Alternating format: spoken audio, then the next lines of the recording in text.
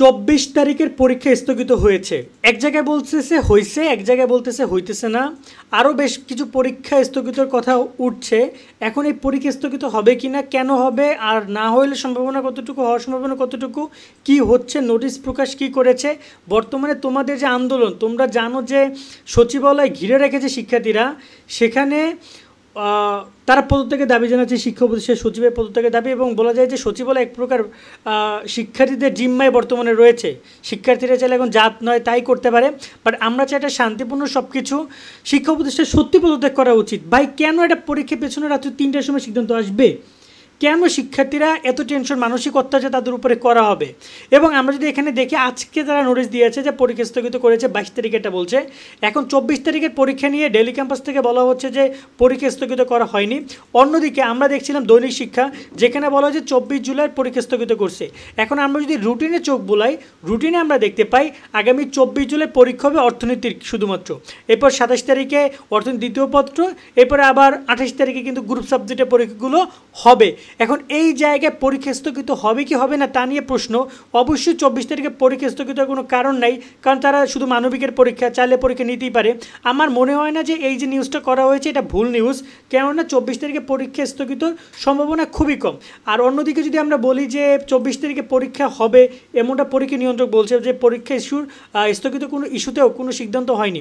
So 24 তারিখে পরীক্ষা দরকার নাই, আমার দরকার নেই 24 তারিখে পরীক্ষা স্থগিত করার। কিন্তু গতকালকে যে নাটকটা তারা করেছে, যে পরীক্ষা স্থগিত করছে রাত 3টার সময়, এটা কেন করবে? তারা তো সন্ধ্যা বিকেলবেলায় বলবে যে দেশের অবস্থা ভালো না, তোমরা পরীক্ষা দিও না, কালকে একটা দিন অফ যাক, লাস্টে পরীক্ষা নিব।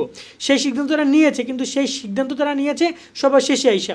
তো যাই হোক না কেন, আমি এইটাই তোমাদেরকে বলবো যে পরীক্ষার ব্যাপারটা নিয়ে তারা এই লাস্ট পর্যন্ত তারা বলেছে 22 তারিখে পরীক্ষা স্থগিতই লাস্ট করেছে তারা, কিন্তু এখন পর্যন্ত 24 তারিখ নিয়ে আমরা ঢাকা শিক্ষা বোর্ড ওয়েবসাইটে কোনো নোটিশ পাইনি। বাট সম্ভাবনা রয়েছে হয়তো বা পরীক্ষা স্থগিত হইতে পারে। যদি হয় তাহলে সেটা শুধুমাত্র মানবিক বিভাগের অর্থনীতির পরীক্ষা স্থগিত হবে।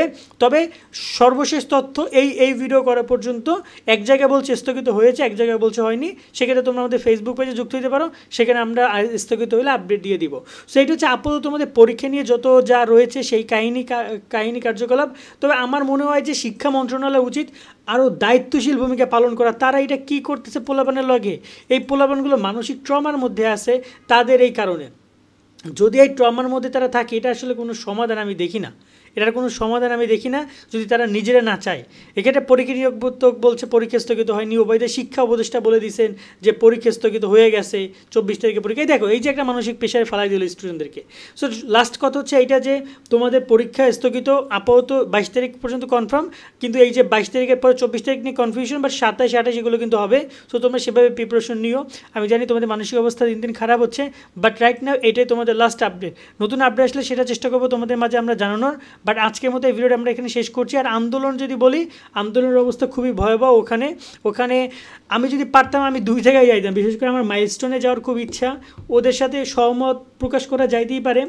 ওদের সাথে যা হচ্ছে পুরোপুরি অন্যায় হচ্ছে। এতগুলো মানুষ মারা গেছে, কিন্তু কোনোভাবে সঠিক কোনো তদন্ত না, কোনো ক্লিয়ার কোনো কথাবার্তা না, যা ইচ্ছা তাই বলতেছে। এই যে নিহতের সংখ্যা আরও এক দফা বাড়লো।